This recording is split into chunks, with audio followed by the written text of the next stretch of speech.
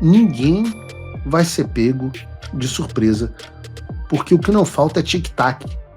O que não falta é posicionamento claro, não do Paulo Figueiredo, mas dos Estados Unidos.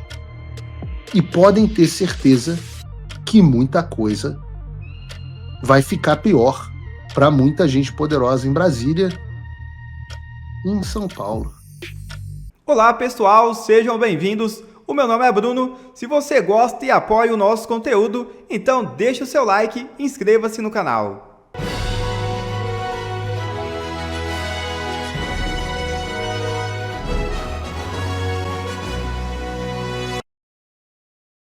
Apresentador tenta extorquir políticos e acaba preso. É isso mesmo.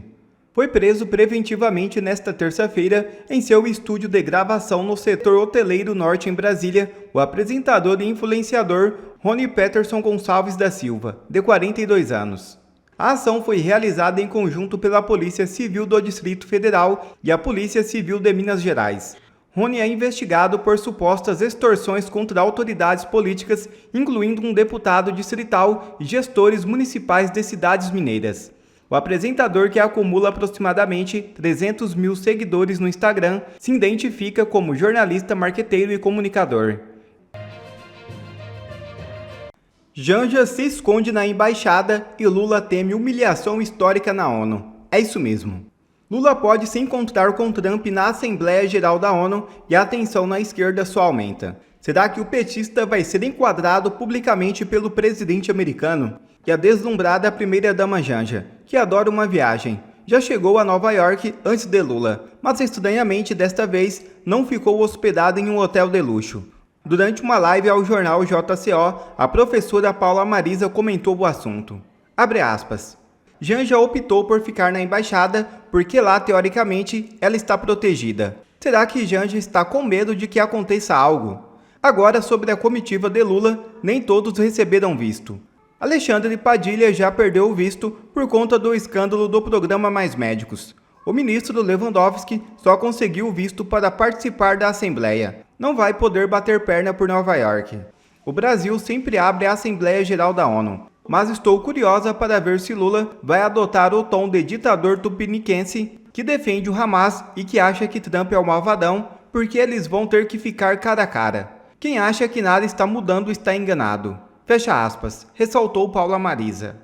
Quem ficou chateado também porque perdeu o visto foi Barroso. Agora, se por um lado o Eduardo Bolsonaro é um exilado político que não pode voltar ao Brasil, tem gente que é apoiadora de violador de direitos humanos e por isso não pode mais visitar os Estados Unidos. E eu gosto muito quando alguém como Gilmar Mendes vai para a televisão falar: não, sanções não têm efeito nenhum na nossa vida. Porque é muito fácil de desmentir isso.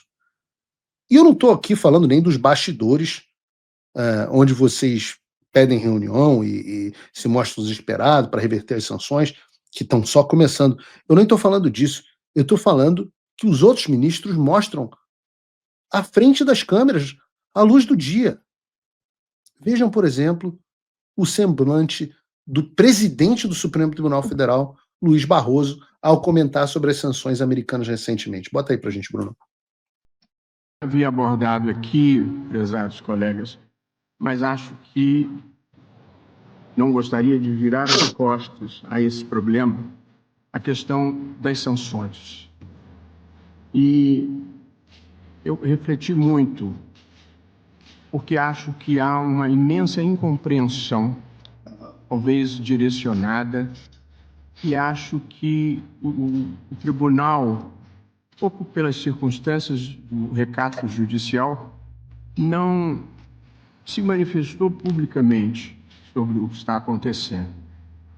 E eu me senti motivado a fazer isso, até porque, como é público e notório, eu tenho muitas ligações com os Estados Unidos, onde estudei, vivi e trabalhei em diferentes épocas da minha vida. E, portanto, a narrativa correta no Brasil não existe censura. Eu vou chegar lá. Mas que triste. Deixa aqui no chat, me faça um favor aqui importante, que é coisas que eu peço a vocês. Me façam aqui um favor. Deixem aqui no chat o seu choro em solidariedade, ou, se você for um pouco sádico, como eu, deixe aqui o seu riso. Esse é o momento de você rir, se você for um pouco sádico como eu. Ah, que momento. Parece o Drup. Lembra do Drup? Que momento. Que momento.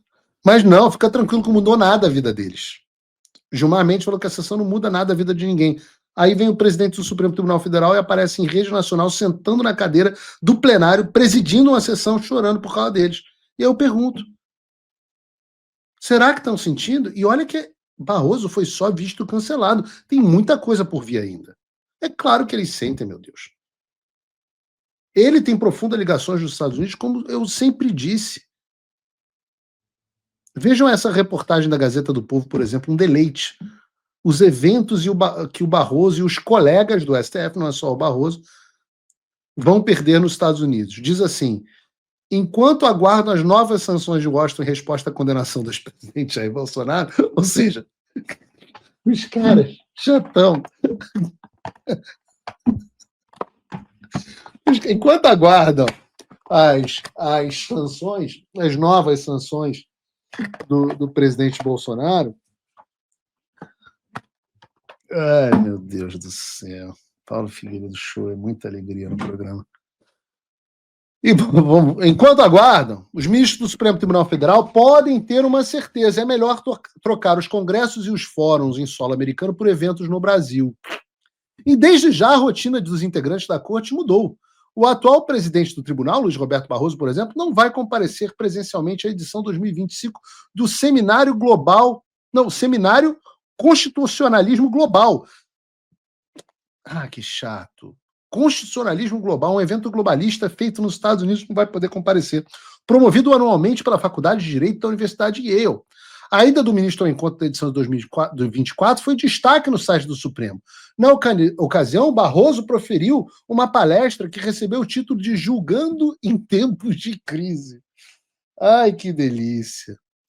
Se confirmada a participação online, será a primeira vez em mais de uma década em que Barroso não estará presente no encontro descrito da Universidade de Yale como um fórum onde alguns dos mais renomados juristas do mundo podem discutir de forma confidencial e livre as questões jurídicas mais importantes do momento com destacados acadêmicos do direito. Ai, que dó! Que chato! 10 anos indo ao evento e agora não vai, é? Barroso costuma viajar com frequência aos Estados Unidos. Além do seminário de Yale, o presidente participou recentemente do Pacto Global da ONU. É muita coisa globalista, não é pouca coisa, não. Em Nova York, e do Summit of the Future, que traçou de assuntos como o futuro da governança global. É o maior globalista do mundo que não pode, o maior globalista do Brasil, que não pode ir aos eventos globalistas feitos nos Estados Unidos.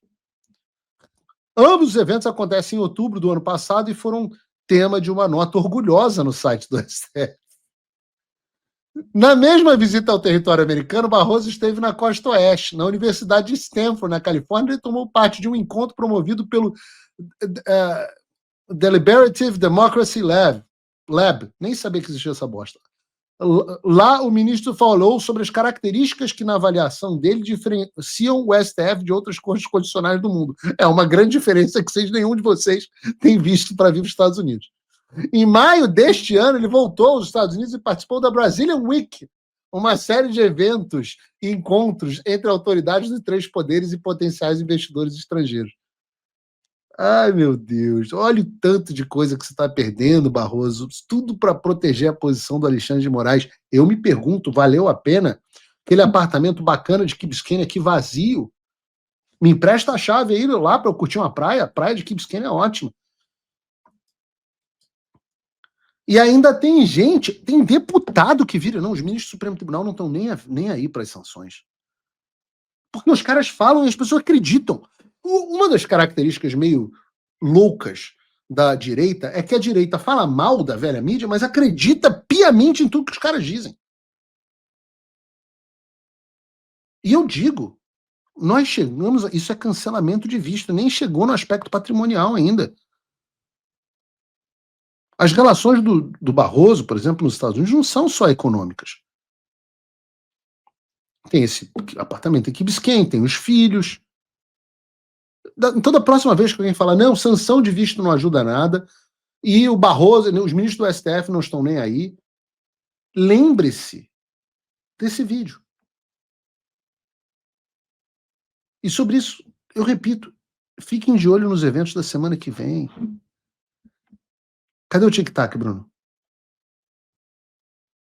Ninguém vai ser pego de surpresa, porque o que não falta é tic-tac. O que não falta é posicionamento claro, não do Paulo Figueiredo, mas dos Estados Unidos. E podem ter certeza que muita coisa vai ficar pior para muita gente poderosa em Brasília e em São Paulo. Ora, vejam, Darren Beattie, que é o subsecretário, oficial sênior de diplomacia pública dos Estados Unidos, citou a fala do secretário de Estado Marco Rubio sobre as ações americanas que virão nas próximas semanas e acrescentou: prestem atenção nisso, estamos acompanhando muito de perto os acontecimentos no Brasil, particularmente aqueles relacionados ao ex-presidente Jair Bolsonaro. Na sequência, o Christopher Landau, que a essa altura já não preciso mais explicar quem é, porque ele virou figurinha carimbada aqui no programa, né? Mas ele é o vice-secretário, é o 02 da diplomacia, também publicou o seguinte post no X. A atual crise em nossas relações com o Brasil é uma boa oportunidade para reafirmar um ponto básico sobre a diplomacia que meu pai me afirmou há meio século, a família dele de diplomatas. Não é nosso papel como diplomatas dizer a outros países soberanos o que fazer, mas é nosso papel informar-lhes que suas ações podem e terão consequências. E aí ele cita um texto escrito pelo pai dele, que também foi um grande diplomata, como eu disse, que cita exatamente isso. E essas pessoas na velha mídia, no Supremo Tribunal Federal, esses jumentos da bancada do PT, ficam dizendo que os Estados Unidos estão fazendo uma violação da soberania nacional do Brasil, mas na verdade aqui o que está acontecendo é o famoso FAFO. O FAFO é uma sigla para Fuck Around, Find Out. Numa tradução direta, o sentido disso seria alguma coisa como se você é livre para ficar de sacanagem, mas também é livre para sofrer as consequências de ficar de sacanagem. Se fizer merda, você vai ver o que vai acontecer. O que os Estados Unidos estão fazendo em relação ao Brasil é alinhar a sua diplomacia para tratar o Brasil como o que ele está se tornando, uma ditadura latino-americana, como outras que nós temos aqui. E beleza, o violador de direitos humanos Alexandre de Moraes faz o que ele quiser. O Brasil é soberano. Manda prender quem ele quer, ameaça quem ele quiser, manda a Polícia Federal na casa dele, manda de quem quiser. Agora, você não pode esperar que o ministro do Supremo Tribunal Federal faça tudo isso com o apoio das instituições e das pessoas que deveriam prendê-lo e o Brasil continue a ser tratado como uma democracia. Não é e não será tratado como se fosse. Então, da mesma forma que o Brasil é livre para virar uma ditadura, os Estados Unidos são livres para decidir como lidam com essa ditadura. E o que os americanos estão fazendo é justamente isso. Estão mostrando ao Brasil que há consequências para as ações das suas atrocidades. Você não pode esperar que o tratamento mude quando as autoridades não reconhecem o erro e não querem mudar. Nós acabamos de ver o vídeo do Barroso dizendo que não há censura no Brasil. E tem essa nova do Gilmar também, e assim, não há censura no Brasil. Vamos voltar a isso um momento. Peraí, não há censura no Brasil? O que explica minhas redes sociais eu estar na 8ª rede social? 8ª conta no X. O que explica as minhas contas estarem bloqueadas há 2 anos e 9 meses sem eu ter sido nem notificado de um processo? Ora, o que explica o fechamento do Terça Livre? O que explica a perseguição ao Alan dos Santos com direito à negativa da Interpol, direito recusa de extradição? Ora, o que explica 61% dos brasileiros não terem coragem de se manifestar nas redes sociais? Ora, o que explica tantos deputados que ficaram sem redes sociais nas eleições? O que explica se não há censura? A expectativa do Barroso não há uma má compreensão, vocês não estão entendendo nada. Aí alguém vira e fala para ele, mas e esses casos? Não, esses casos, vejam bem, foi necessário para defender a democracia. Só que o louco, ele esquece que o Donald Trump passou 2 anos, igual a mim, mais 2 anos. O Donald Trump passou quase 4 anos, 3 anos e pouco, sem rede social. dizendo que as redes sociais dele eram uma ameaça à democracia. Então, vai tentar convencer o Trump do mesmo discurso que acusavam ele? Como que isso pode ser uma boa estratégia, meu Deus? Aí vem o Gilmar Mendes. Eu sempre digo, o Gilmar tá louco. Eu vou comemorar muito o dia que o Gilmar for sancionado. Não vou aceitar impeachment de ministro do Supremo. Olha, isso parece país democrático para vocês? Um ministro da Suprema Corte desautorizando o Poder Legislativo e o próprio texto constitucional, ao dizer que não vai aceitar que um dos seus seja responsabilizado pelos seus crimes?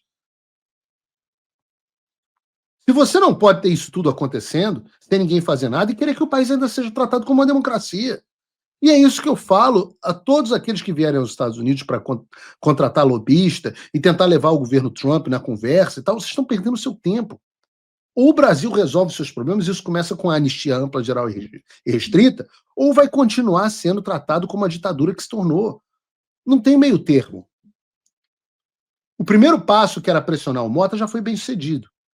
Agora você, empresário, que não quer ver nosso país sendo taxado em proporções ainda maiores, que não quer ver o nosso sistema bancário em risco, que não quer ver embargo, que não quer ver sanção, vá a Brasília e pressione os parlamentares para que apoiem a anistia. Esse é o único caminho para que o nosso país seja liberto e a gente não tenha que queimar a floresta inteira.